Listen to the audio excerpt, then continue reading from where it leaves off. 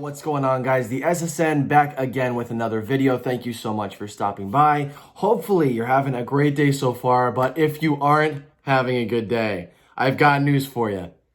TUA Tagovailoa will be the starter in our next game against the Rams. The Miami Dolphins have officially announced that TUA will be the starter in it's going to be 8, right? I believe week 8. So next week, we do have our bye. Week after that, week 8 is against the Rams at home. I want to just talk real quick. This isn't going to be a super long video, but I just want to talk about the situation surrounding this decision, why I think they made this decision, and a couple of reasons that I think it might be a good or bad decision. So let's go ahead and talk about the situation surrounding this decision to throw Tua in and make him the starter. So number one, the Dolphins are back to 500 football for the first time since 2018. That is a super good move, super good thing. I'm happy that we're finally back at 500 ball. And we're also second place in our division. New England has not been in sub 500 football in a very, very long time. We are second place in the division, and we are one game out, guys.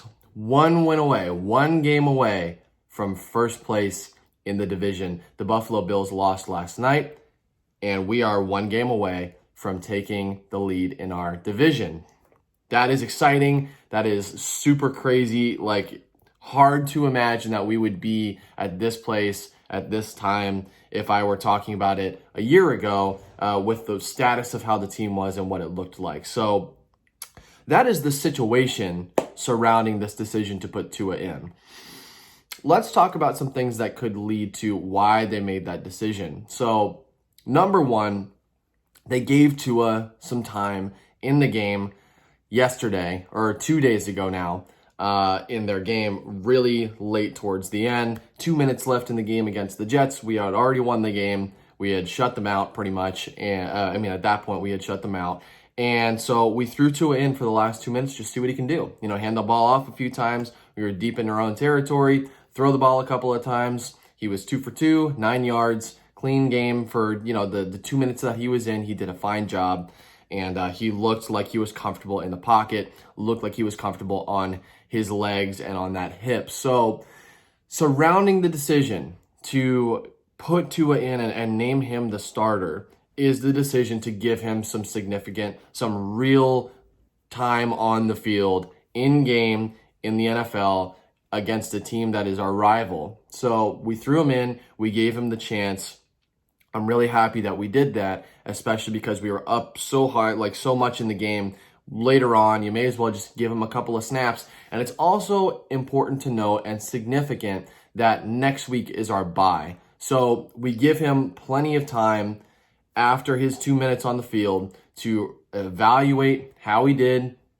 Look at his quick little tape that he's going to have. Obviously, it's not going to be a lot, but then also get in a solid, long week of just practice, learning the system, getting completely comfortable, and getting ready for his first full start in the NFL. I think it was a smart decision. If we're going to put Tua in at any point, everyone was talking, and I agreed with this. I was thinking, if we're going to put Tua in and we're going to make him a starter this year, which earlier on in the year, I was an advocate for just letting him sit the year. Just give him the year, let him rehab, let him recover, let's see what Fitz can do. And this was before we had even traded Rosen, and I said, if Fitz is horrible, throw Rosen in, give him a real shot, whatever. But obviously, we're past that at this point. And so I had started to shift my mentality towards, okay, if we're going to see Tua, we're probably going to see him right after the bye.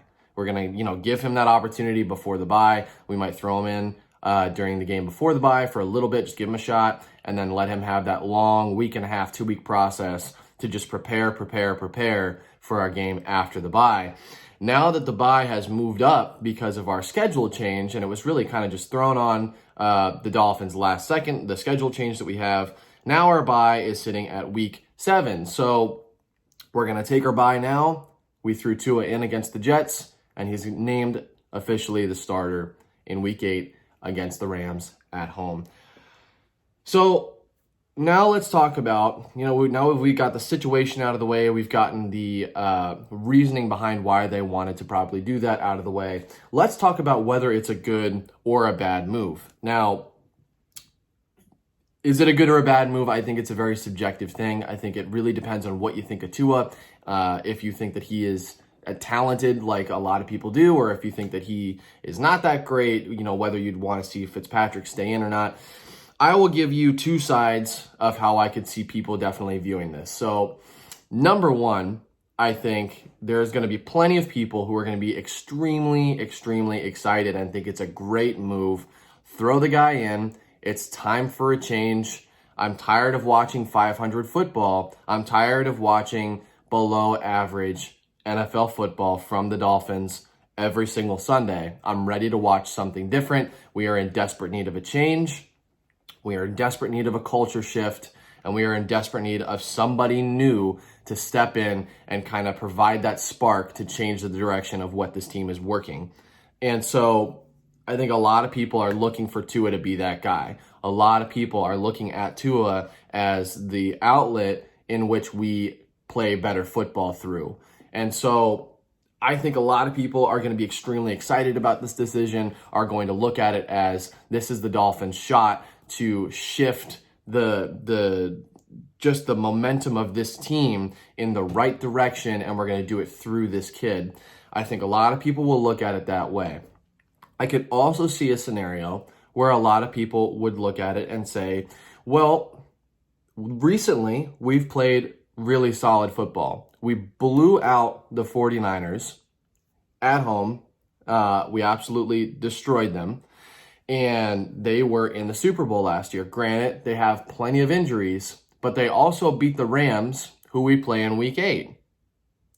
So, with us blowing out the 49ers, blowing out the Jets, and shutting them out for the first time since 1982, going into a bye, and then playing the Rams, who just lost to the 49ers, who we blew out 2 weeks ago now, why fix what's not broke? Why would you change it up and throw somebody new into the mix, especially at the most important position, when Fitzpatrick is showing that he can still play and he's playing good enough for us to win games, good enough for us to be back to 500 football and potentially further than that, good enough for us to be one win out of first place in our division. Why would you want to mix that up? Why would you want to throw somebody else in, take out Fitzpatrick, who's been doing a fine job, and throw a new quarterback in who could very well screw this whole thing up, could throw a whole wrench in the entire way that this team has been moving towards this season? There are the two schools of thought. That's the way that I see them.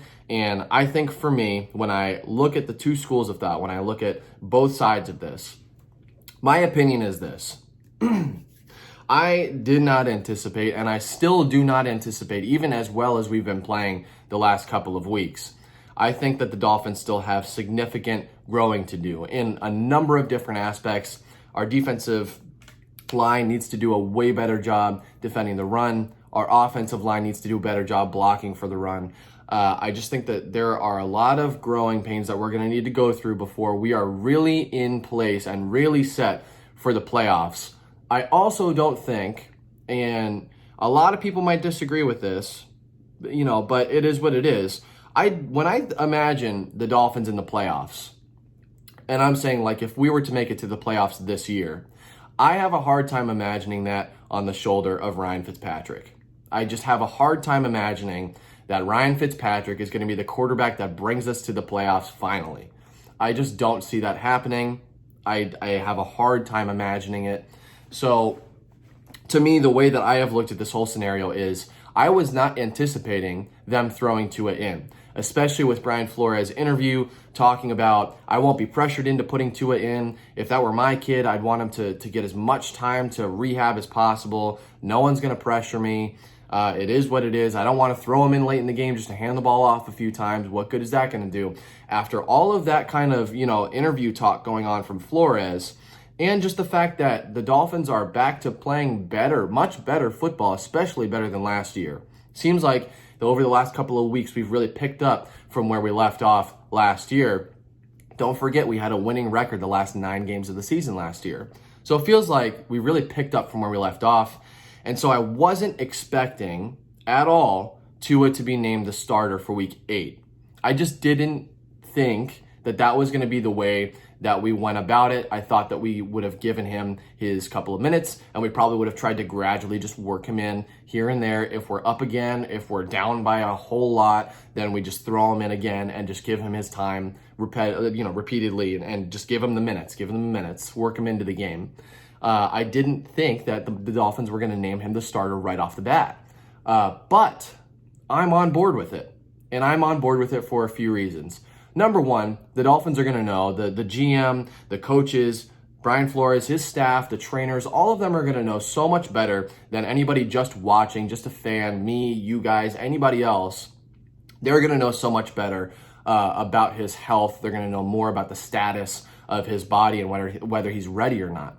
So them throwing him in and saying he's ready, Tua clearly saying he's ready, I trust that. I trust that these guys are professional enough, they know their job enough, they get paid the money that they do enough that they're going to be able to correctly evaluate whether someone's ready to play on the field. They have done that for Tua, they're throwing him in the game. So I am fine with that in that regard. I'm also fine with throwing in Tua and giving him the experience because in its current condition, I don't see this team with Ryan Fitzpatrick as a playoff team, as a division winner, as anything above about 500 football. I think that's what we're going to get from Fitzpatrick. He will win you a few games and he will lose you a few games. And at the end of the year, for the most part, it's just going to even out to about 500 football. You might be a game or two here and there of above or below. I can't talk. I think I just had a stroke mid-video.